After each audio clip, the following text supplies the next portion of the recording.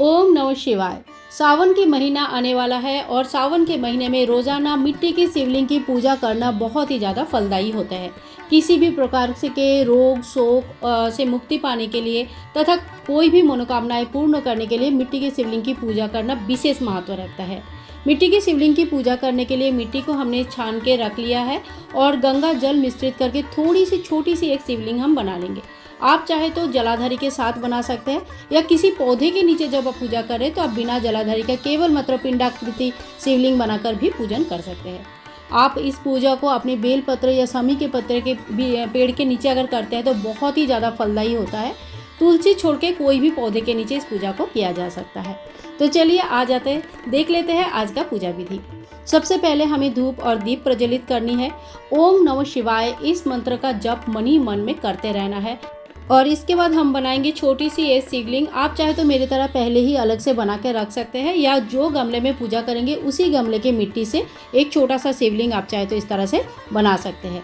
छोटा सा शिवलिंग बनाइए। डेली पूजा करना है तो हमें डेली विसर्जन भी करना होता है और विसर्जन कैसे करना है ये वीडियो के एंड में आपको देखने के लिए मिल जाएगा। तो देखिए, चंदन का आसन लगा के सबसे पहले मैंने भगवान शिव जी को विराजमान किया है और इसके बाद जो है भगवान शिव जी को 3 बार स्नान करवाया जाता है। सबसे पहले बार जल से स्नान कराएंगे, 4 बार जल चढ़ाएंगे, उसके बाद दूध चढ़ाएंगे 4 बार, फिर 4 बार जल चढ़ाएंगे। इस तरह से भगवान को स्नान कराया जाता है। आप अलग अलग वस्तु से स्नान करा सकते हैं अलग अलग मनोकामना पूर्ण करने के लिए। जैसे ही हम भगवान शिव जी को स्नान कराएंगे उसी तरह से हम बेल वृक्ष या समी के वृक्ष, जो भी वृक्ष के नीचे आप पूजा करें उनको भी स्नान कराएंगे। जल थोड़ा थोड़ा डालिएगा, मिट्टी की शिवलिंग गलना नहीं चाहिए। इसके बाद हम ओम वस्त्रम समर्पयामि इस मंत्र का जप करते हुए भगवान को वस्त्र अर्पण करेंगे।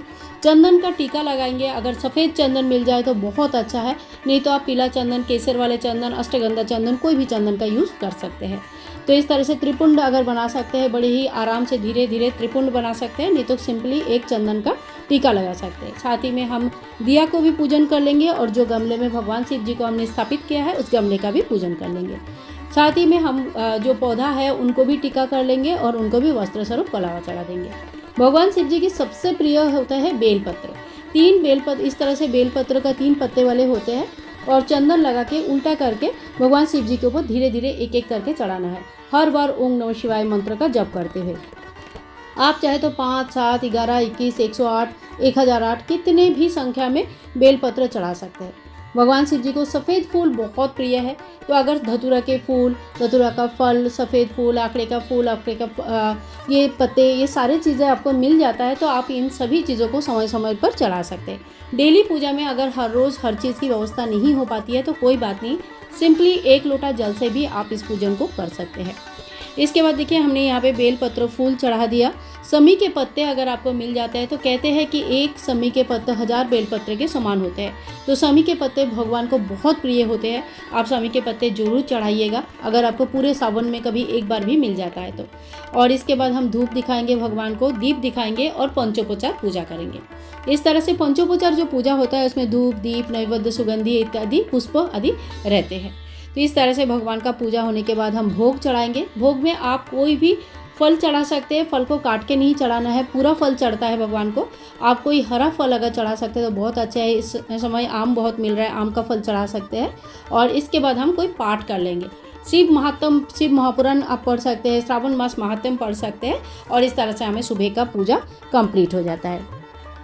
सुबह का पूजा होने के बाद जब तक दिया प्रज्वलित है तब तक हमें यहाँ पे कुछ भी नहीं चीज़ें छेड़ना है। सिर्फ 10-15 मिनट बाद आप चाहे तो यहाँ से जो भोग चढ़ाया है वो भोग आप यहाँ से हटा सकते हैं और घर के सभी मेंबर में दे सकते हैं। वहाँ भगवान के चढ़ाया हुआ भोग सभी मेंबर ग्रहण करें। इससे निरोगी काया मिलता है, बहुत अच्छा रहता है, घर के सभी के लिए बहुत अच्छा रहता है। इसके बाद हम विसर्जन कैसे और कब करेंगे, देखिए, आप चाहे तो प्रदोष काल में भी विसर्जन कर सकते हैं, मतलब शाम होने से पहले, सूर्य डूबने से पहले ही विसर्जन कर सकते हैं।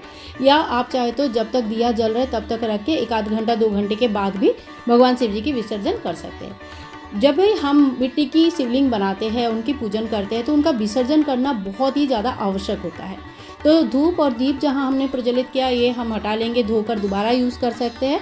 और जो बेलपत्र है आप चाहे तो इनको धोकर दोबारा यूज़ कर सकते हैं। बेलपत्र बासी नहीं माना जाता है तो आप इनको दोबारा यूज़ कर सकते हैं, लेकिन फूलों को दोबारा यूज़ नहीं किया जाता है। तो फूलों को आप रख दीजिए और ये खाद बन जाएगा। इसके बाद ओम नमः शिवाय का मंत्र जप करते हुए शिव जी के ऊपर जल चढ़ाएंगे। इस तरह से जल चढ़ाएंगे कि जो शिवलिंग हमने छोटा सा बनाया वो जल में डूब जाए। इसीलिए हमेशा शिवलिंग छोटा सा बनाइए ताकि हमें डेली विसर्जन में कोई भी बाधा विपत्ति ना आए। आप चाहे तो इस शिवलिंग पूजा अपने कोई तांबे या पीतल के पात्र में भी कर सकते हैं। सो फ्रेंड्स, आज के लिए इतना ही। अगर वीडियो में कुछ भी अच्छा लगा, यूज़फुल लगा तो ज़्यादा से ज़्यादा शेयर कर दीजिएगा ताकि सभी लोग सावन के महीने में इसी तरह से पूजन कर सकते हैं।